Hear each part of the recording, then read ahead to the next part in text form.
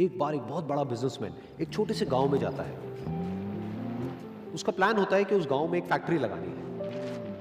वो एक ऐसी जगह तक पहुंच जाता है जहां पर उसके सामने नदी होती है और उसके सामने गांव होता है। अब उसके पास में दो ऑप्शंस होते हैं। एक कि वो सड़क के रास्ते से घूम करके उस गांव तक पहुंचे, जिसमें करीब करीब 8 घंटे लगेंगे क्योंकि डायरेक्ट कोई रास्ता नहीं है वहां तक पहुंचने का। दूसरा कि सिर्फ 20 मिनट में एक नाव में बैठ करके उस नदी को पार करके उस गांव तक पहुंच जाए। तो अपना टाइम बचाने के लिए उसने उस नाव में बैठने का डिसीजन लिया।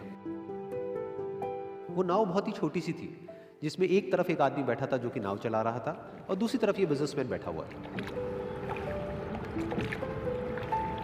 तो नाव में बैठने की थोड़ी देर बाद उस बिजनेसमैन ने उस नाव वाले से पूछा, तुझे पता है तेरी नाव में कौन बैठा है? तो नाव वाले ने बड़े ही भोलेपन से कहा हाथ जोड़ करके, नहीं साहब मुझे नहीं पता आप कौन है।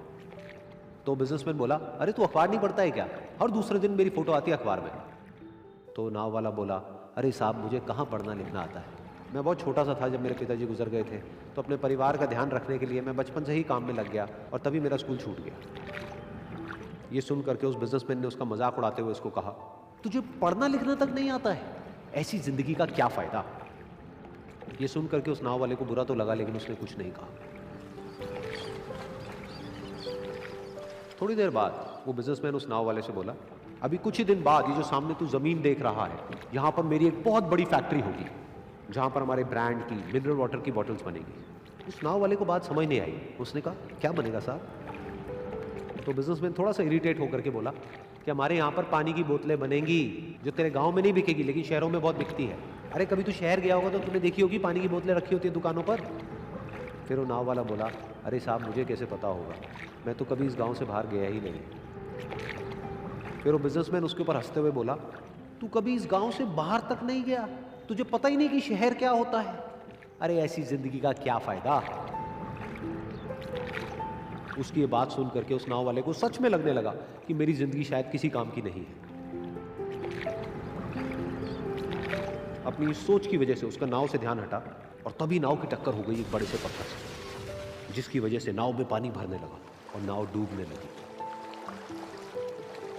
उस जगह पर पानी बहुत ही गहरा था और किनारा दूर था। नाव वाले को समझ आ गया कि अब इस नाव को बचाने का कोई तरीका नहीं है और वो अपनी जान बचाने के लिए नदी में छलांग मारने ही वाला था। तभी उसने उस बिजनेसमैन से पूछा, साहब आपको तैरना तो आता है ना? तो बिजनेसमैन घबरा करके बोला, ऐसा क्यों पूछ रहे हो, मुझे तैरना नहीं आता है। उसकी ये बात सुन करके नाव वाले को हंसी आ गई और वो बोला, अरे साहब आपको तैरना तक नहीं आता, ऐसी जिंदगी का क्या फायदा?